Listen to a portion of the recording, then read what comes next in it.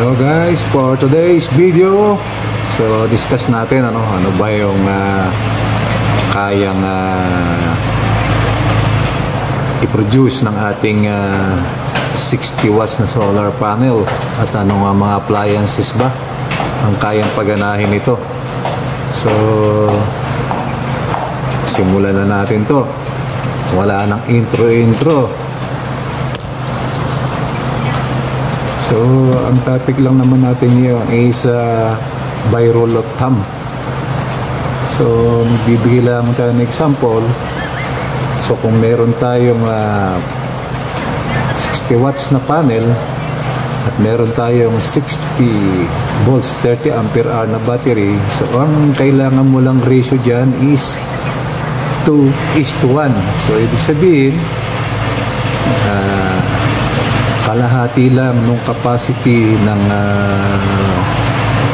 baterya mo ang kailangan mo. If ever, halimbawa, meron kang by rule of thumb, meron kang 100 watts na panel, so kalahati lang nun. At least meron ka lamang na 12 volts or 24 volts na or at 50 ampere hour capacity ng baterya. At least ma-anticipate mo lang yung harvest niya ng talagang kainit-initan ng araw. So pag-aralan muna natin yung baterya natin, ano? Meron tayong characteristic dyan na depth of discharge. Ibig sabihin yung kailangan mo lang i-discharge sa baterya mo, no? So paano mo malalaman yun, ang depth of discharge? Iyan naman ay ang pag-control niyan doon sa solar charge controller na may mga settings yan para ma-set mo siya. Kung lead acid batteries yung gagamitin mo, 50% lang yung kailangan mo i-discharge doon. Ngayon naman, yung mga lithium batteries, 80% yan ang kailangan mong ma-discharge. Then,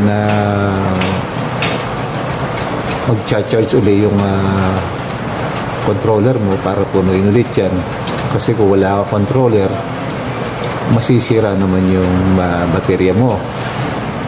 So, kung ang baterya natin, example, may 50% depth of discharge, kung lead acid ang gagamitin natin, sa example ko, 12 volts times 30 ampere, so di-divide ko yan sa 2 dahil 50% ka lang.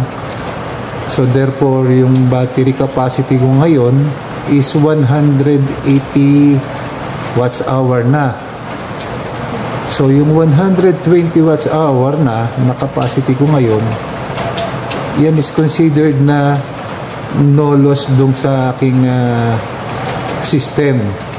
So hindi naman po pwedeng walang losses dahil yung wire mo, yung solar charge controller mo, yung inverter mo, gumagamit din yan. So mag-assume lamang tayo ng 30% para dun sa losses natin. So yung 180 natin ngayon, multiply natin sa 70% na lang, so 126 hours na lang to make it safe. Yan na lang yung lalaruin natin sa battery capacity natin. So now, ano-ano yung mga electrical appliances, yung mga gadgets na best for 126 watt hour battery capacity?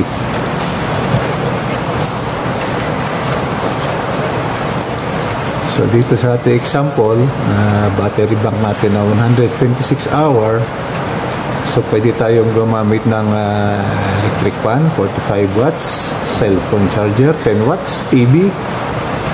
Pwede tayong gumamit ng LED lights na 7 watts lang.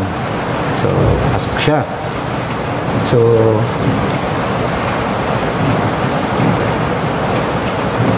sa battery bank natin, so ilang oras ba siya mo magagamit? Kung halimbawa, sa example ko rito, yung electric fan. So kung 126 watts hour yung ating baterya, di-divide lang natin yun dun sa wattage ng electric fan natin. So magagamit natin siya sa loob ng 2.8 hours. So kulang-kulang 3 oras. Sa charger natin na 10 watts, so 12 hours. TV, 60 watts. The same computation lang, siguro mga 2 oras. Tatlong piraso ng LED lights. Halimbawa, 7 watts kada isa. So, 21 watts yon. So, 126. Divide mo lang sa 21. So, 6 na oras. So, ganun lang ang ating basic computation dyan, ano? So, ilang oras magagamit kung pagsasabay-sabayin natin lahat. So, i-add mo lang lahat ng wattage ng appliances mo. So, nakakuha tayo rito lahat-lahat sa electric fan, cellphone, TV, ilaw natin ng 136. Pinlas lang natin lahat. So, yung baterya natin, same formula, 126 divided by 36. So, 92.92 hours or 55 minutes naman. So, yun na lang ang magagamit mo doon sa baterya mo. Pero lastly, kailangan mo ring i-consider yung inverter mo. Sa example ko, mayroon akong 350 watts na inverter ko. Gamit ko modified sine wave. So, yung tip lang doon, huwag nyo i-overload naman masyado yung mga inverter nyo. Masira din. So, gamitin nyo lang yung 50% ng inverter nyo kung modified sine wave, 70% naman kung pure sine wave. So, yan ang safest lang na gagamitin nyo. So, sa example ko, yung kalahati ng 350 watts ko sa modified sine wave, 175 watts na lang na appliances dyan ang malalaro ko.